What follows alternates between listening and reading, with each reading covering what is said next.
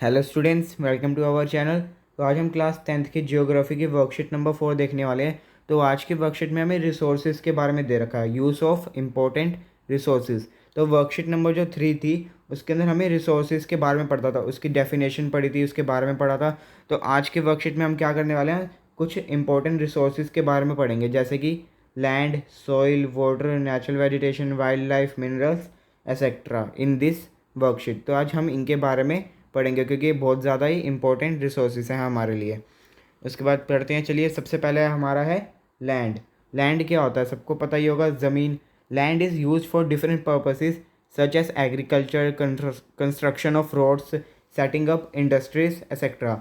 जो लैंड है उसके ऊपर खेती बाड़ी है, यानी कि एग्रीकल्चर होता है, construction of roads, setting up industries, industries की स्थापना वहीं पे होती है। सेकंड हमारा आता है सॉइल। सॉइल क्या होता है, soil is an important resource. Soil जो है वो बहुत ज़्यादा इंपॉर्टेंट रिसोर्स है।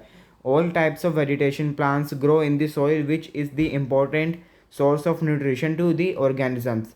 सॉइल के अंदर क्या होता है, हर तरीके की वेजिटेशन यानी कि प्लांट्स, सब्जियां वगैरह ग्रो होती हैं, जो कि ऑर्गेनिजम्स के लिए काफ़ी न्यूट्रिशियस है, काफ़ी ज़्यादा इंपॉर्टेंट है। उसके बाद अगला हमारा आता है वाटर। वाटर यानी कि पानी। The life can not be imagine without water. It is use in cooking, drinking, washing clothes, industries etcetera.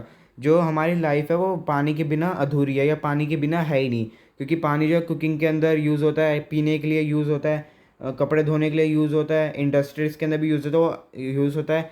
और इसके अलावा भी इसके बहुत सारे यूजेस होते हैं। इसके बाद आता है हमारा नेचुरल वेजिटेशन। तो ये क्या होता है, natural vegetation example trees and plants. तो इसके अंदर हम ट्रीज और प्लांट्स को ले सकते हैं, इसके अलावा भी होते हैं etcetera. It's an important resource.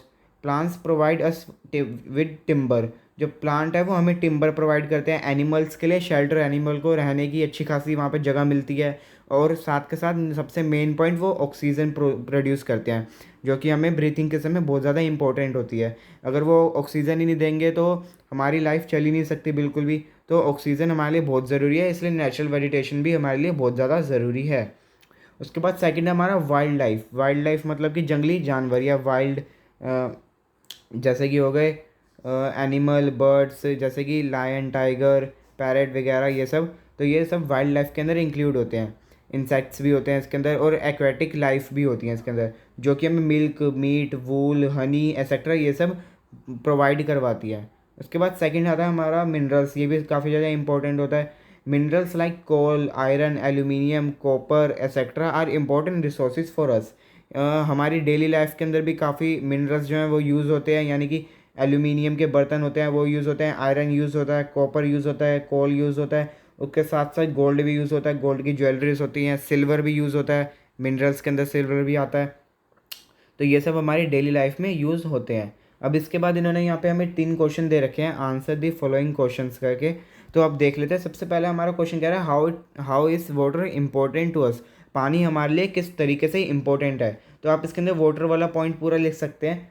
The life can not be imagined without water. तो ये हमारा पहला पॉइंट हो जाएगा, यहाँ से यहाँ तक ये हमारा हो गया पहला पॉइंट। इसके बाद इट से लेके एसेक्ट्रा तक हमारा सेकंड पॉइंट है। It is use in cooking, drinking, washing clothes, industries. इसके बाद भी आप कुछ लिख सकते हैं एक्सेट्रा। तो ये हमारा पहले का आंसर हो गया, जो कि हमने इसको 2 पॉइंट के अंदर डिवाइड कर दिया है।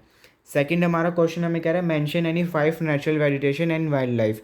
तो ये कह रहा है कोई भी 5 नेचुरल वेजिटेशन के नाम और कोई भी 5 वाइल्ड लाइफ के नाम बताने हैं। नेचुरल वेजिटेशन यानी कि ट्रीज़ के नाम बता सकते हैं हम यहाँ पे, जैसे कि रोजवुड वगैरह।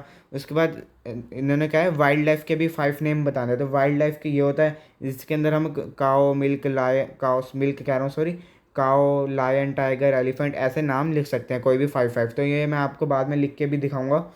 थर्ड हमें क्या रहा है, mention some of the minerals that are being used in your home. आपके घर में ऐसे कौन कौन से मिनरल्स हैं जो आपकी डेली लाइफ में या फिर आपके घर में यूज़ होते हैं।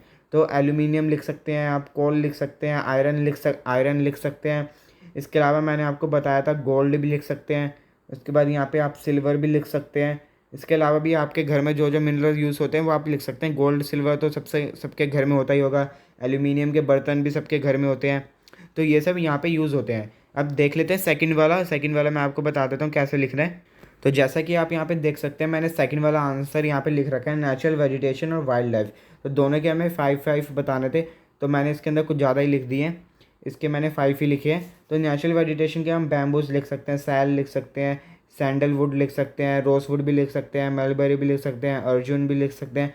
बहुत सारे ट्रीज़ के नाम होते हैं, आपको जोन से याद रहते हैं या फिर आपको जोन से याद है या फिर जो आपको पता है कि ये होते हैं तो आप वो यहाँ पे लिख सकते हैं। वाइल्ड लाइफ के अंदर तो सबको ही पता होगा, lion, tiger, fox, bear, elephant, crocodile, rhinoceros, आप यहाँ पे कोई भी वाइल्ड लाइफ का नाम लिख सकते हैं। तो गाइज़ आज की वर्कशीट यहीं पे थी। ये हमने तीनों के तीनों क्वेश्चन सॉल्व कर लिया। उम्मीद है आपको समझ आ गए होंगे। तो वीडियो देखने के लिए शुक्रिया। Thanks lot for watching.